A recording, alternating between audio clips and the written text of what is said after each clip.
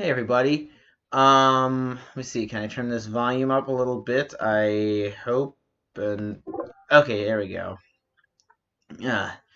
Well, in light of Marvel's latest movie in their Marvel Cinematic Universe being, of course, Avengers Infinity War, I thought it would be fitting if I reviewed the first two movies in the Avengers franchise. Excuse me.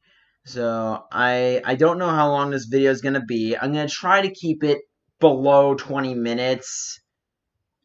And I was actually thinking about what I wanted to say for both of those movies earlier this afternoon when I was going on a walk. And excuse me, I think I should be able to keep this under 20 minutes. And I'll try. And I've wasted about a minute babbling. So here we go. The first Avengers movie came out, as I'm sure many of you know, came out in 2012, and it was about a team of superheroes trying to face off against one supervillain by the name of Loki, who happened to be the brother of one of the superheroes, Thor. And no, that's not a big twist revealed later in the movie. That was kind of an established fact going in of who Loki was, what his connection was to the heroes, etc. So that wasn't supposed to be some big twist reveal or anything. And honestly, I'm just gonna get this out right away because this kind of goes to the first.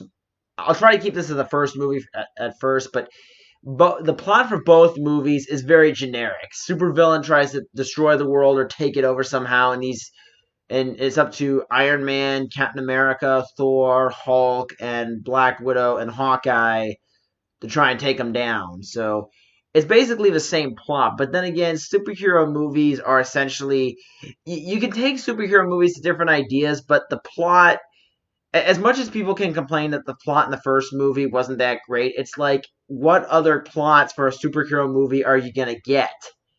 You know, superhero movies, it's basically the same idea. Hero is developed, or hero team is developed.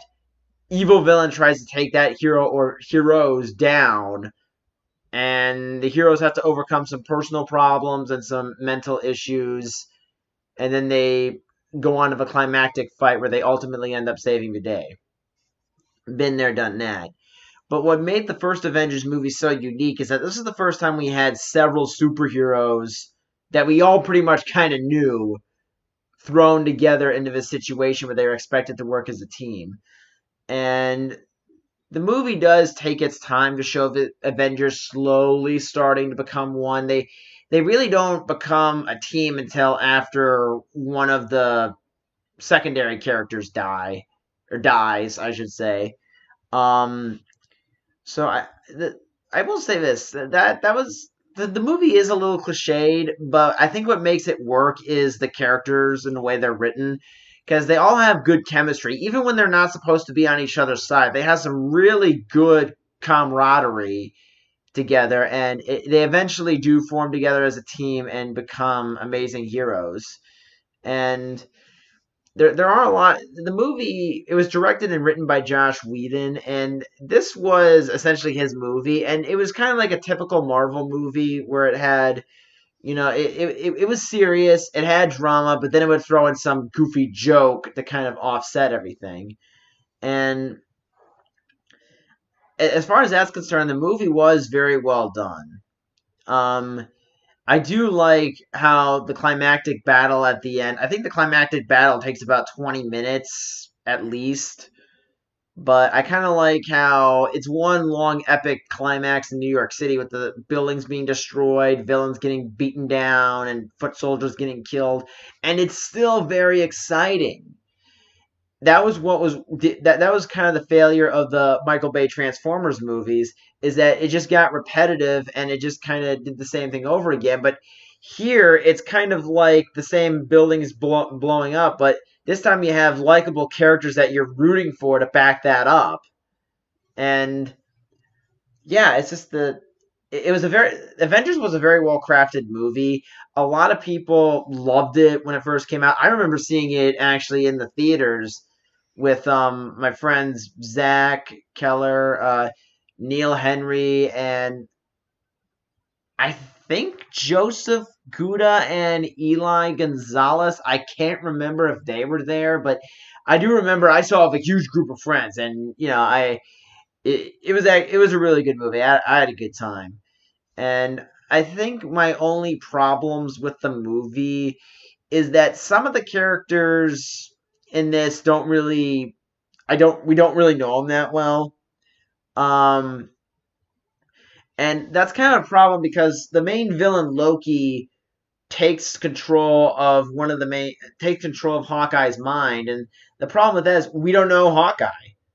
I mean, he had maybe a cameo in Thor throughout chunks, and here we don't really know him that well. Same thing with the scientist that gets kidnapped and brainwashed by Loki. Sure, we had him in an entire movie, but he was really just a side character. He wasn't really someone we could be shocked when Loki takes over his mind. So, and another problem I have is that Black Widow, even though they do tackle her better in later movies, I kind of feel like Scarlett Johansson, who's a really good actress, I feel like the only thing she was told to do in the movie was kick that guy's ass, look sexy. That was pretty much all she had. And yeah, I know there are a lot of Black Widow fans out there, but look, there's a difference between being an attractive fighter and then also being a character on top of that. There just wasn't that kind of character there. I just kind of found her to have very little development. But I will still say this: the movie itself is so well done that it's one of those movies where it's like if you do notice any mistakes, even major ones, you really don't care because you're so thoroughly entertained that you're willing to forgive the movie for all its faults, and I will forgive it for those faults. And the one effect where Loki's foot soldiers try to attack the main characters on the aircraft carrier and they go plummeting to their deaths because it's a helicarrier. Those effects looked like something out of a low budget movie. Those were pretty bad. Um, but aside from that, the movie did a great job at taking all these very disparate characters from their own separate movies, bringing them together, and actually making it mesh very well. Like it was like mustard and ketchup. The flavors just meshed together so well. And now it only took me 8 minutes to talk about the first Avengers. So Avengers 2, I will say this: the Age of Ultron. I don't really know why it's called Age because Ultron.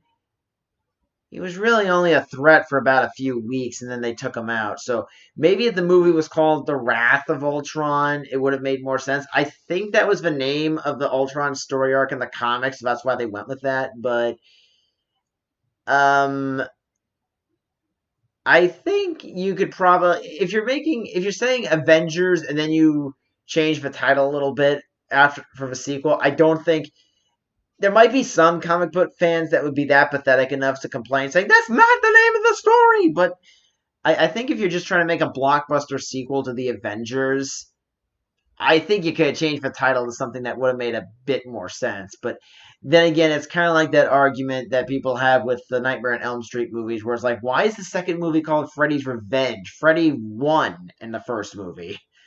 Um, so the sequel, which came out in 2015, that movie, from a character, as far as content, it's kind of a rehash of the first movie to an extent.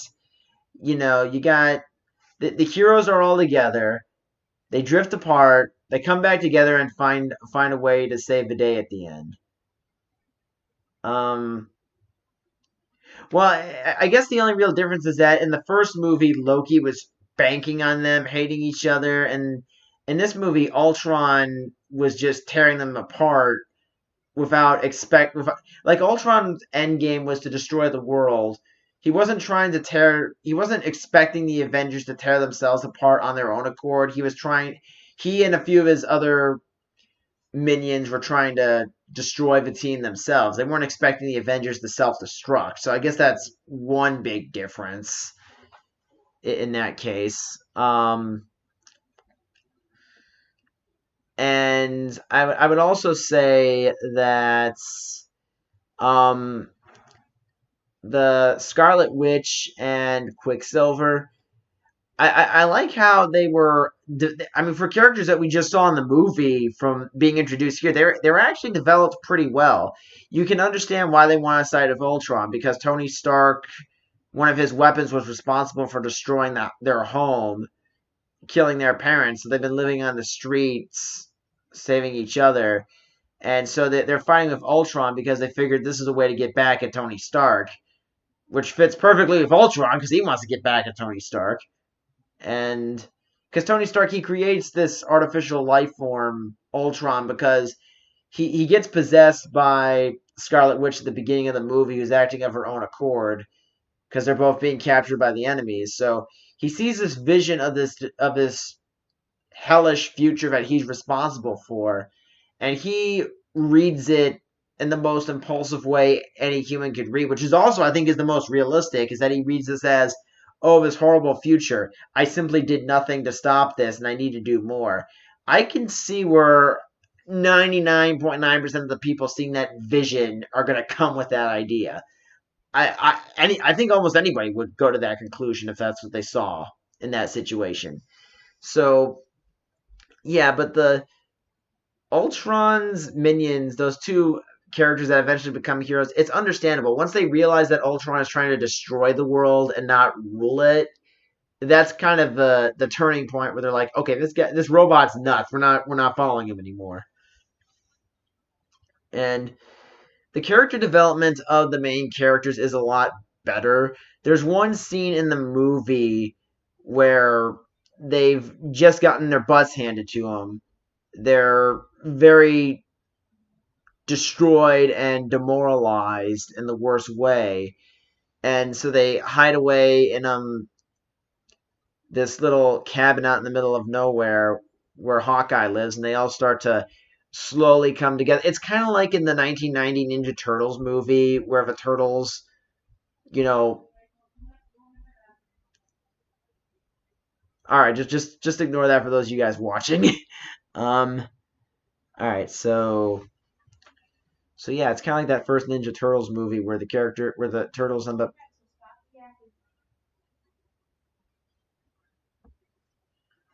I'm gonna do this in the basement then. That was worse timing. Better.